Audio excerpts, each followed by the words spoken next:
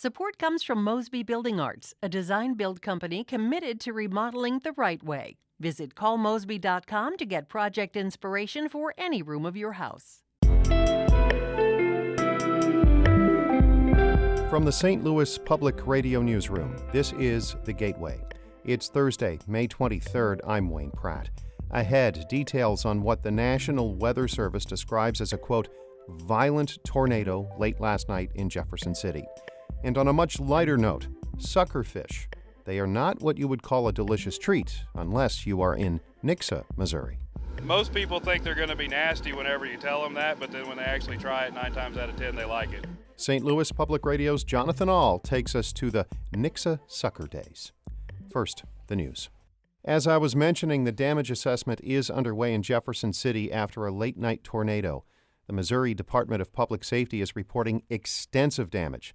The National Weather Service reports a, quote, confirmed large and destructive tornado was observed over Jefferson City just before midnight. The service says it sent debris 13,000 feet into the air. Missouri Task Force 1 has been activated. Several tornadoes have been reported in the central U.S. over the past few days. The Missouri State Emergency Management Agency reports 3 deaths from a possible tornado last night in Golden City. That's about 150 miles southwest of Jefferson City. And forecasters report another tornado near Joplin. Yesterday was the 8th anniversary of a powerful storm that killed more than 160 in that city. In other news, environmental groups are opposing Republican Senator Josh Hawley's proposed legislation to remove wildlife protections in the Missouri River. The bill would make flood control a priority for the Army Corps of Engineers.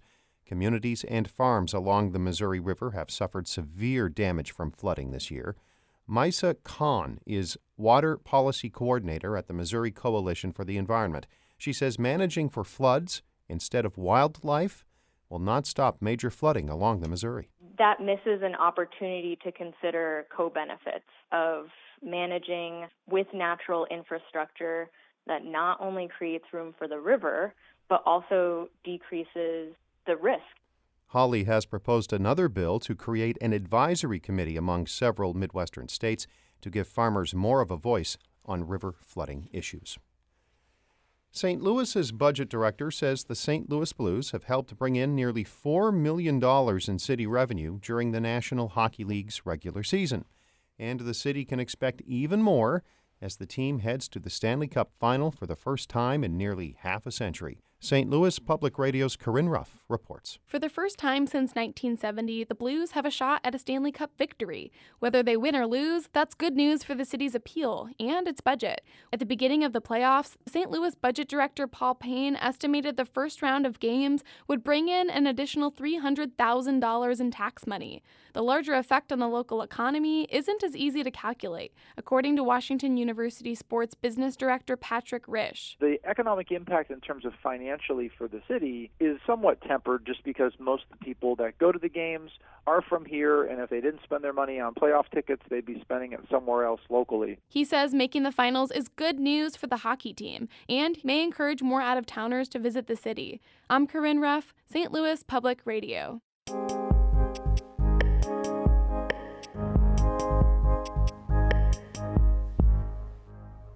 Summer festivals love to highlight the local specialty, be it corn, apples, or beef. The nearby food and great supply in the town of Nixa, about a half hour south of Springfield, Missouri, is a bit more humble. But as St. Louis Public Radio's Jonathan Ahl reports, that has not stopped this town in the Missouri Ozarks from celebrating the suckerfish.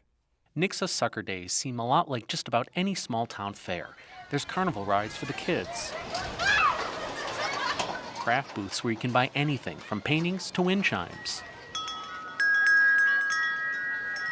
and 2 stages where local musicians perform. Step out on faith, child, have work for you to do. There's also a lot of food, including the staples of funnel cakes and corn dogs. But the longest line, currently about 40 people deep, is at the stand to get suckerfish. Catastomidae are freshwater bottom-feeding fish, and they're plentiful in the cold waters of the Ozarks in southern Missouri. They're sometimes called garbage fish, but for the past 6 decades, they've been a delicacy for the people of Nixa. Most people think they're going to be nasty whenever you tell them that, but then when they actually try it, 9 times out of 10, they like it. Well, if you deep fry anything, you're pretty much in good shape. Yeah, as long as you put enough seasoning on it. Josh Piney is standing over 2 large black kettles. He's frying up fillets of suckerfish and potato chips, a job he's had for more than 20 years. The suckerfish are coated in a secret recipe of cornmeal, salt, pepper, and other spices before going into the oil. The fish that would never make it onto a fine dining menu is a hit here in Nixa. John Wayne, yes, that's his real name, and he goes by Duke, lives in nearby Springfield. He says suckerfish are tasty and hates it when they're called a trash fish. The texture is not quite as soft and flaky as like your cod or your halibut. It has a little bit more of texture, more of a chicken-like texture, and the flavor is just a good fish flavor. Nothing offensive about it at all. The appeal to suckerfish to Nixians is as much nostalgia as it is flavor. Gail Talixon says she loves suckerfish, but it's not so much for the taste. Part of it is me remembering when I was a kid, going fishing with my dad and eating the fish. I like the community feel of the day. I can just sit out here and lunch here and watch the crowds.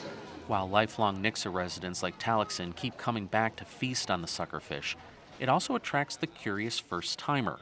Brenda Butler lives in nearby Republic. She's heard about Nixa's Sucker Days and wanted to try it for herself. Well, I have eaten a lot of different kinds of fish. I mean, I have my preferences, but I like all fish. Butler waited in line for more than a half an hour to try suckerfish. And the verdict? Not disappointed. Very tasty. While the Sucker Days is still going strong, it's been forced to change with the times. Rick Henry has been on the Sucker Days committee for more than 40 years. He remembers when the Friday night event was a massive community-wide sit-down dinner featuring suckerfish. Back in the late 50s, early 60s, it was a big draw, suckerfish. I mean, they served 4,000 or 5,000 meals. I think last year we served 550.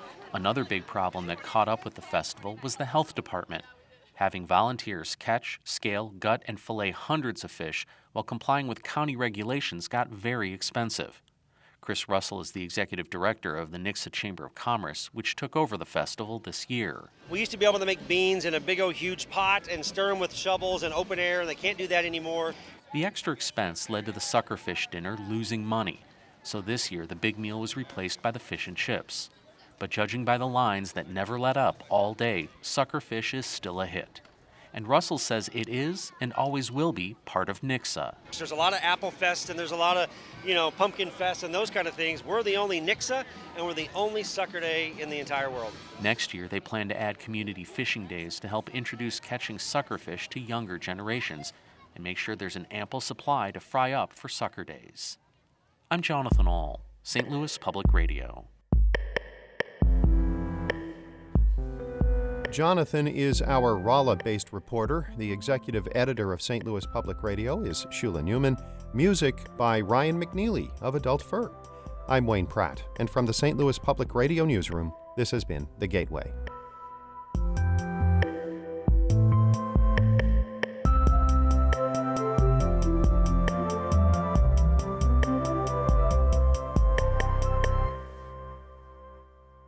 Support comes from Mosby Building Arts, a design-build company committed to remodeling the right way. Visit callmosby.com to get project inspiration for any room of your house.